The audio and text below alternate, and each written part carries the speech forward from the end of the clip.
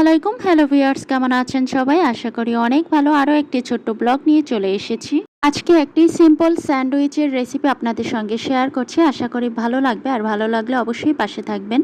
একজনের রান্না এক এক রকম। তো আমি যেভাবে ফাঁকিবাজি স্টাইলে কম সময়ে একটা স্যান্ডউইচ তৈরি করি সেটাই আপনাদের সঙ্গে শেয়ার করছি। এটা অ্যাকচুয়ালি খুবই সিম্পল। তো আপনারা চাইলে যে কেউই আমার মতো ফাঁকিবাজ যারা কাজে তারা এটা বানিয়ে বাসায় সবাইকে খাওয়াতে পারেন। তো আমি যে যে উপকরণগুলো নিয়েছি সেগুলো একবার বলে দিচ্ছি। পেঁয়াজ কুচি আর কাঁচামরিচ একসঙ্গে কুচি কুচি করে কেটে নিয়েছি। আর এইদিকে ছিল চিজ আপনারা যে কোনো ব্র্যান্ডেরই ব্যবহার করতে পারেন, যেটা রেগুলার আপনারা বাসায় খান কিংবা বাচ্চাদেরকে দেন যেটা, সেটাও ব্যবহার করতে পারেন। আমিও এখানে বাচ্চাদের চিজই ব্যবহার করছি।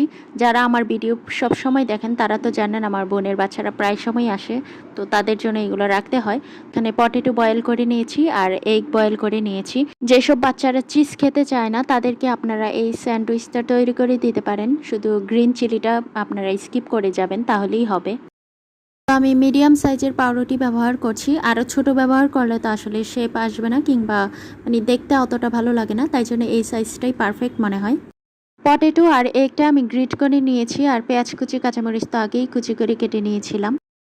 আমি এখানে প্রায় 1 চামচের মতো গরম মশলা ব্যবহার করছি। এবার ভালো করে মিক্স করে নিব। টমেটো সস কিংবা মেয়োনিজ ব্যবহার করতে পারেন। আমার বাসায় বানানোগুলো শেষ, তাই আর ব্যবহার করছি না। গরম মশলা ভালো করে মিক্স করা শেষ। এবার আমি পাউরুটিতে এই মিক্সিংটা দিয়ে দিব। তো এইভাবে পুরো পাউরুটিতে আমরা এই মিক্সিংটা ব্যবহার করব।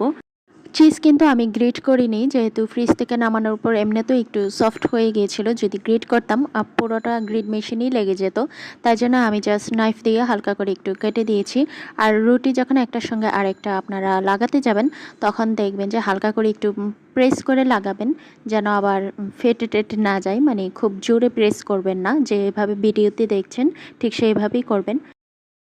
আমি যেহেতু এটা একটু ফ্রাই করে নিব স্যান্ডউইচটা, তাই জন্য অল্প পরিমাণে তেল নিয়েছি। আপনারা হয়তো দেখে বুঝতেই পারছেন, ডুবো তেলে কিন্তু এটা ভাজবো না। তেলটা যখন একেবারে গরম হয়ে এসেছে ঠিক তখনই রুটিটা দিয়ে দিয়েছি। একটা জিনিস অবশ্যই লক্ষ্য রাখবেন, হাই ফ্লেমে কিন্তু রুটি ভাজতে যাবেন না, তাহলে কিন্তু পুরো একাকার হয়ে যাবে, কালারটা নষ্ট হয়ে যাবে। মিডিয়াম ফ্লেমে আপনারা ভাজার চেষ্টা করবেন। আরেকটা জিনিস লক্ষ্য রাখবেন, অবশ্যই রুটিটা উল্টানোর সময় চামচ ব্যবহার করবেন না, চিমটা ব্যবহার করবেন।